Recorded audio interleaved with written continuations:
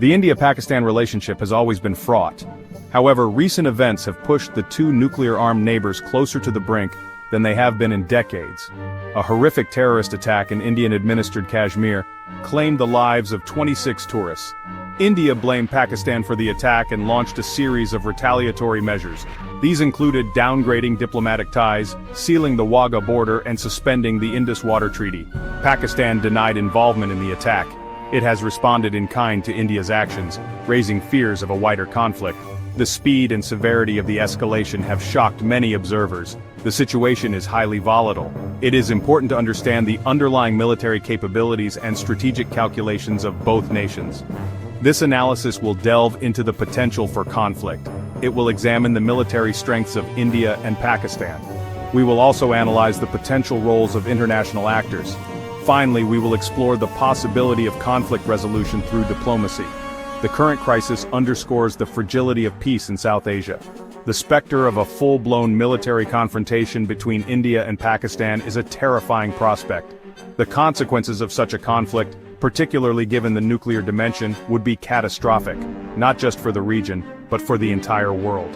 The international community must urge both sides to exercise restraint.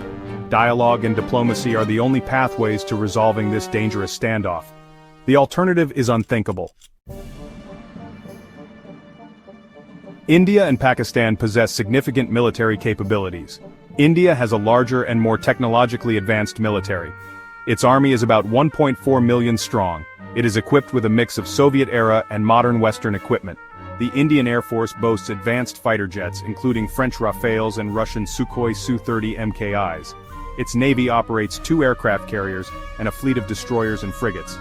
India also has a nuclear triad, capable of delivering nuclear weapons by land, air, and sea. Pakistan's military is smaller, with approximately 650,000 active personnel. It is geared towards asymmetric warfare. This strategy aims to offset India's conventional superiority. Pakistan has developed a robust nuclear arsenal. It is estimated to have around 170 nuclear warheads. Pakistan also possesses a range of ballistic and cruise missiles. These could potentially target major Indian cities. While India has a quantitative and qualitative edge in conventional forces, Pakistan's nuclear arsenal is a significant deterrent. Any conflict between the two countries would carry the risk of rapid escalation. This reality underscores the need for restraint and de-escalation. India's military modernization efforts in recent years have been substantial.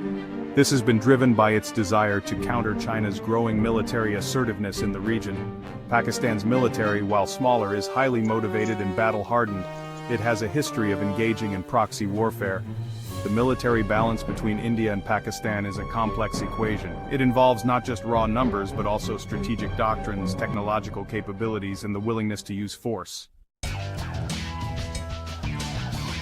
The India-Pakistan rivalry does not exist in a vacuum. It is further complicated by the involvement of other powerful nations. India has cultivated close strategic partnerships with the United States, Japan, and Australia. These countries share India's concerns about China's growing influence. Russia, while maintaining ties with both India and Pakistan, remains a major arms supplier to India. Pakistan, on the other hand, enjoys close ties with China. China views Pakistan as a key ally in its Belt and Road Initiative. It has provided Pakistan with substantial military and economic assistance. Turkey has also emerged as a significant defense partner for Pakistan. Saudi Arabia and the UAE provide Pakistan with financial and diplomatic support. In the event of a major conflict between India and Pakistan, these international actors could be drawn in. This could escalate a bilateral conflict into a regional or even global one. The United States in particular would face a difficult dilemma. It would be forced to choose between its strategic partnership with India and its desire to avoid a nuclear conflagration. The potential for external involvement in an India-Pakistan conflict is a sobering reminder of the interconnectedness of today's world. It also highlights the need for international cooperation to prevent such a conflict from erupting in the first place. The role of China in particular will be crucial. As Pakistan's closest ally and a rising global power, China has a vested interest in maintaining stability in South Asia. Whether China chooses to play a constructive role in de-escalating tensions or sides with Pakistan in a conflict will have far-reaching implications. At the heart of the India-Pakistan conflict lies the disputed territory of Kashmir. Both countries claim the region in its entirety. They have fought 2 of their 3 wars over it. The recent terrorist attack that triggered the current crisis occurred in Indian-administered Kashmir. It highlighted the volatile situation in the region.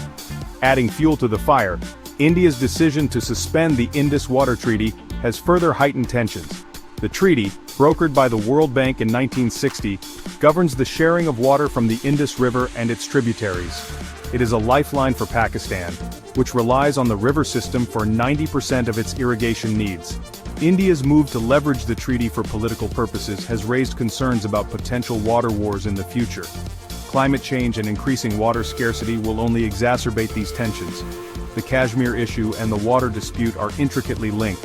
They represent the deep-seated mistrust and historical baggage that continue to plague the India-Pakistan relationship.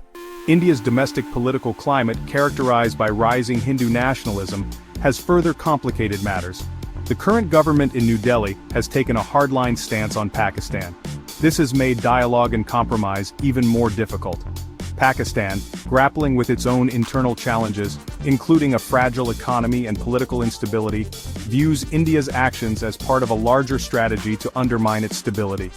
The path to resolving the India-Pakistan conflict is fraught with obstacles. However, the potential consequences of inaction are too dire to contemplate.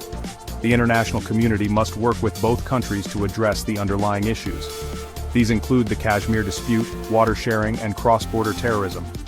Only through sustained dialogue, confidence-building measures, and a commitment to peaceful coexistence can India and Pakistan hope to break the cycle of conflict and usher in a new era of peace and prosperity for the region.